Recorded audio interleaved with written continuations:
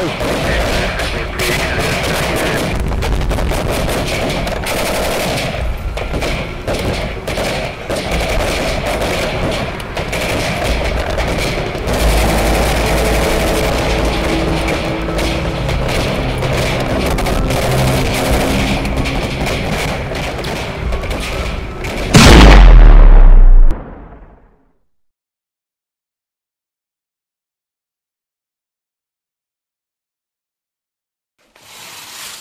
काय अजून उठले नाहीस तू?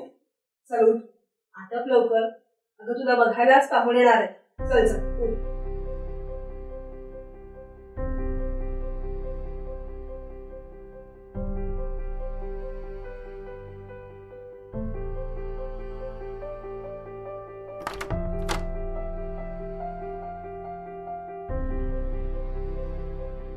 काहीही म्हण सुमे, नशीब काढलंस. मला हवा तसा जावाई मिळतोय. आई मला तुझ्याशी काहीतरी बोलायचं. आता बोलण्यात वेळ घालवू नको. खूप कामं पडली. जा तूही आटपून घे. आई मला हे लग्न नाही करायचं. काय काय बोलतेस तू?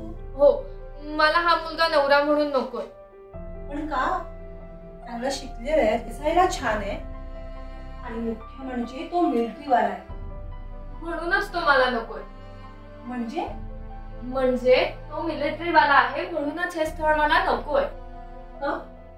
मिलिटरीवाले वाईट असतात का?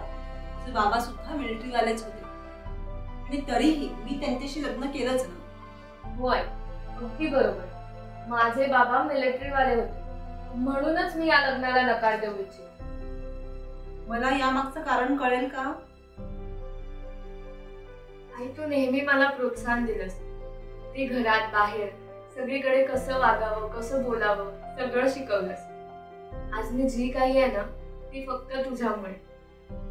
बरं मला सांग, तुला दुसरं कोणी आवडलंय का? नाहीये.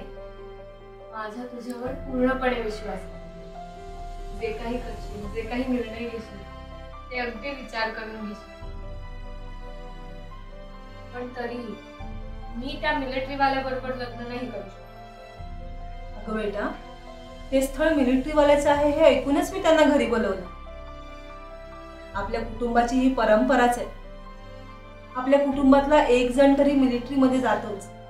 तुझा जन्म झाला तेव्हा तुझे बाबा म्हणाले होते, मुलगी झाली म्हणून काय झालं, मी तिला सुद्धा मिलिटरीमध्ये पाठवेन. तू 2 महिन्याची असताना आतंकवादाविरुद्धच्या कारवाईत ते बाबा शहीद झाले आणि सगळंच बदललं. माझी इच्छा असूनही मी तुला मिलिटरीत नाही पाठवू शकत.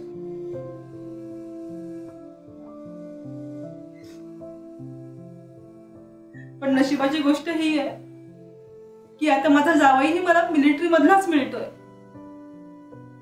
होय, तुझी बाजू अगदी बरोबर आहे. पण प्रत्येक नाण्याला 2 बाजू असतात. दुसरी बाजू मी सांगते. मी लहान होते तेव्हा शाळेत इतर सगळ्या मुलांचे आई आणि बाबा दोघंही यायचे.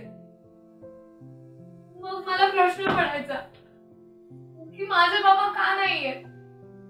तुला विचारलं तर तू सांगायचीस की ते देवाघरी गेले. माझ्या बालमनाला खूप वाटायचं की तिथलं काम संपलं ना की ते नक्की माझ्याकडे येतील. मग मी मोठी होत गेले तसं मला कळत गेलं की माझे बाबा माझ्याकडे कधीच नाही येणार आहेत. खूप वाईट वाटायचं ग. मग मला कळलं की माझे बाबा मिलिटरी मध्ये होते आणि आतंकवादी हल्ल्यात ते मारले गेले आणि ते माझ्याकडे कधीच परत नाही येणार आहेत. जेव्हा बाबा गेले तेव्हा मी सुद्धा खूप कोलमडले. नंतर मी ठरवलं मीच कोलमडून पडले, तुला पण सांभाळलं. हो, पण मग इतर नोकऱ्या आहेत ना, मग बाबांना मिलिटरीत जायची काय गरज होती? अगदी बरोबर. पण हाच विचार जर सर्वांनी केला तर मिलिटरीमध्ये भरती कोण होणार? आणखी एक गोष्ट, तुझे बाबा किंवा तुझे आजोबा हे काही फक्त नोकरी म्हणून मिलिटरीत गेले नव्हते. वडिलोपार्जित संपत्ती असतानाही ते मिलिटरीत गेले, कारण त्यांना देशासाठी काहीतरी करायचं होतं. ज्याला देशासाठी काहीतरी करायचं असतं, लढायचं असतं, जगायचं असतं, मरायचं असतं, तेच मिलिटरीमध्ये भरती होतं. जे बाबांसोबत या सैनिकांना जवळून बघतात तेव्हा जाणवलं की हेच खरे हिरो आहेत. त्यांच्या जीवनाला खरा अर्थ आहे. जे बाबा गेले तेव्हा मलाही वाटलं की आता संपलं सगळं. पण या सैनिकांसारखं जीवनाशी लढायचा निर्णय घेतला. या सैनिकांकडनं मी एक गोष्ट शिकलो, soldier never quits till death. बाकी तू समजूतदार आहेस, मला जास्त बोलायची गरज नाही.